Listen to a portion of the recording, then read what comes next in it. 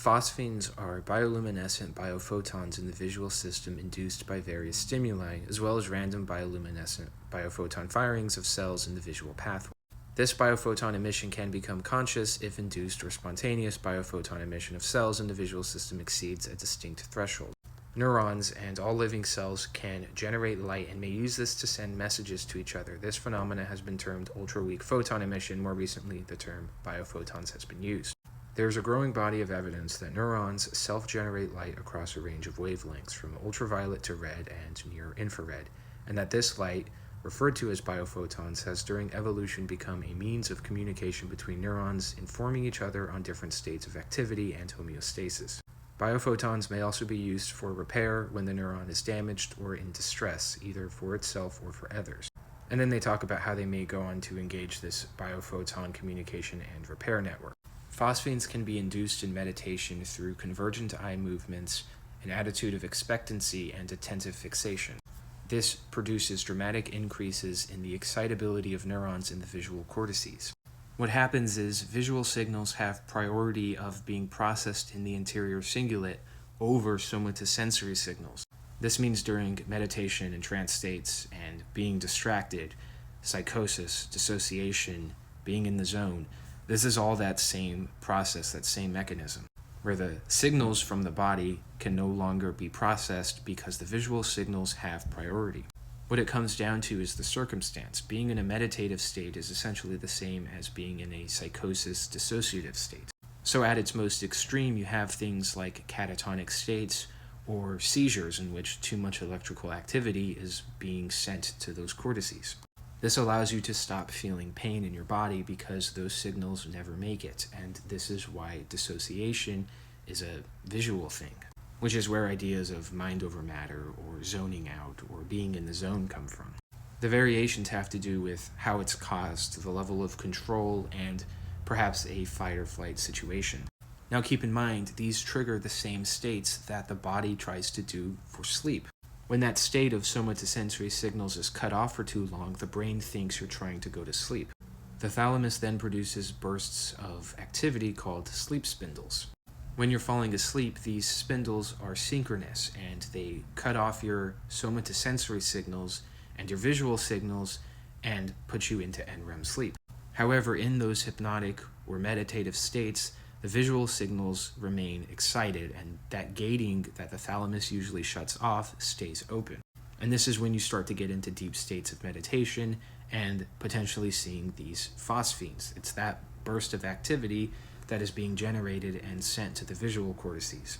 When this happens during the day when you're not trying to sleep, so for something like psychosis, the thalamus is sending asynchronous spindles. And that's when a lot of the trippiness and hallucinations can occur because you're in a state kind of in between sleep and wakefulness. If meditation-induced light visions are initiated by the activation of slow-wave sleep rhythms, then it is reasonable to infer that meditation-induced phosphene sensations will manifest the same characteristics whenever and wherever they appear. The implications are that mystics, visionaries, and shamans from all these different religions and tribal peoples must all essentially see the same progression of light visions if and when they induce those visions by some form of meditation.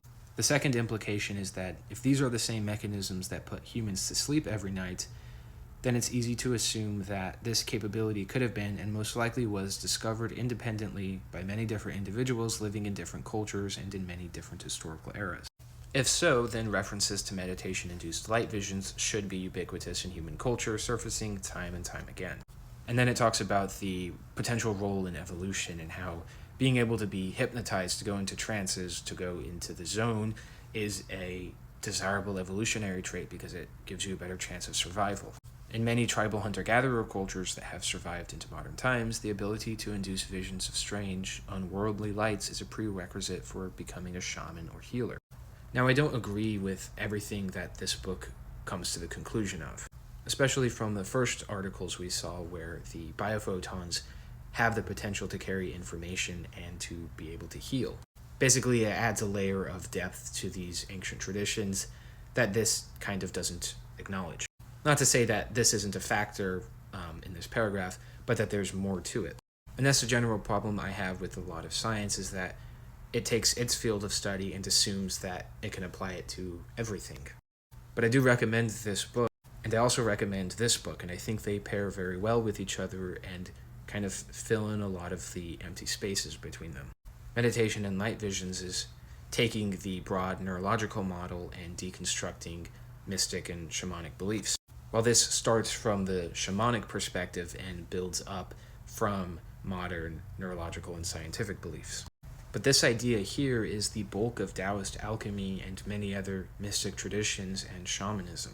And I have a couple videos on Taoist alchemy on how they believed you could generate these phosphors, these cloud souls, these kind of celestial lights in the body and distribute them to different locations in order to have healing.